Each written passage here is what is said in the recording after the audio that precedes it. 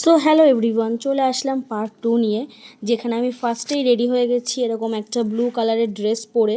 অবশ্য পরে আমি ড্রেসটা চেঞ্জ করে নেবো, তোমরা দেখতেই পাবে। এটা জাস্ট সকালের জন্য। এদিকে দেখছি আমার মা চলে এসছে, আমার মাসির মেয়ে অর্থাৎ আমার দিদি। ও এদিকে রেডি টেডি হচ্ছে শাড়ি টাড়ি পরে।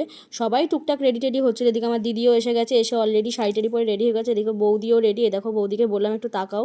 যার মেয়ের অন্নপ্রাশন সে এতটাই ব্যস্ত যে একটু তাকানোরও সুযোগ নেই। এটা হচ্ছে আমার জামাইবাবু, মানে আমার ওই দিদির বর, যেটা মাসির মেয়ে বললাম। তো দেখো এদিকে আমি আবার সেই আর একটা হোয়াইট ড্রেস পরে রেডি। এদিকে হলুদ বাটা হয়ে গেছে মোনার জন্য, ওদিকে মাসিও কিছুটা বেটে নিয়েছে। আর এটা হচ্ছে সবার জন্য আর কি, মানে যেহেতু লোক অনেক, তো সবাই অল্প অল্প করে মাখবে। যার কারণে এদিকে মোনার স্নানের জন্য যে জলটা দুধ দিয়ে গোলাপ ফুলের পাপড়ি দিয়ে এটা রেডি করা হয়ে গেছে। রাস্তাতেই ফটোশ্যুট হবে, কারণ উঠোনে যেহেতু অতটা স্পেস নেই, রাস্তাতেই জিনিসটা সুন্দর লাগবে। তার কারণে এদিকে দেখো মোনা রেডি, এবং ক্যামেরাম্যান অলরেডি ভিডিও করা স্টার্ট করে দিয়েছে, ফটো তোলা। কারণ ওকে তো বেশিক্ষণ শান্তভাবে বসানো যাবে না, যতক্ষণ ওর মুডটা ভালো থাকবে ততক্ষণ ফটোগুলোও সুন্দর থাকবে। তো এদিকে বৌদি ওর এই যে একটা মাথায় কাউন টাইপের পরিয়ে দিচ্ছে। দেখো কত সুন্দর ক্যামেরার দিকে তাকিয়ে আছে। তারপরে সবাই একে একে ফটো তুলতে ওর সাথে বসে যায়। ওর পিসি, তারপরে ওর মা, ওটা আমার দিদির ছেলে আর কি, ওটা ওর দাদা। দেখো কত সুন্দর ক্যামেরাম্যানকে পোজ দিচ্ছে। তারপরে আমরা আবার একটু হলুদ বাড়তে চলে আসি, যেহেতু আর একটু লাগবে। বৌদি রেডি করে দিয়েছিল, তাই আমি দেখিয়ে দিলাম। এদিকে দেখো আমার ফুল লুকটা, যেহেতু সময়ই পাচ্ছি না ফুল লুকটা দেখানোর, তার জন্য দেখো এদিকে হাজার ব্যস্ততার মাঝেও আমি একটুখানি ক্লিপস নিয়ে নিয়েছি আর কি। যে এদিকে সবাই রেডি টেডি হচ্ছে, মোনাকে আবার ফটোশ্যুটের জন্য রেডি করা হচ্ছে দেখো। আর আত্মীয় স্বজন তো সবাই আস্তে আস্তে আসছে। এদিকে হলুদ টলুদ অলরেডি গালে মাখিয়ে দিয়েছে মোনার হলদির পরে।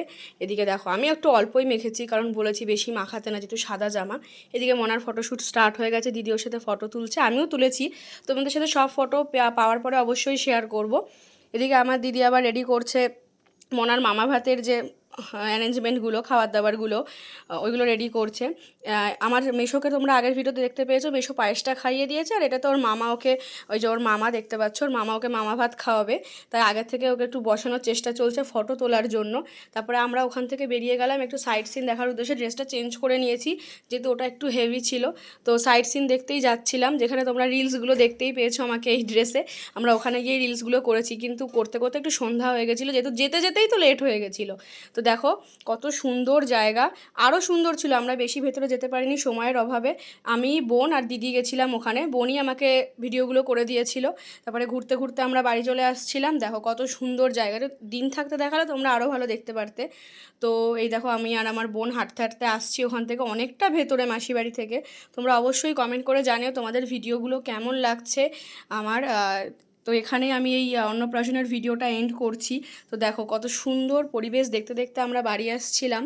যেহেতু এখানের দৃশ্যটা খুবই সুন্দর, কিন্তু আমরা টাইম মতো যেতে পারিনি, যার কারণে তোমাদের সাথে পুরোটা তুলে ধরতে পারিনি।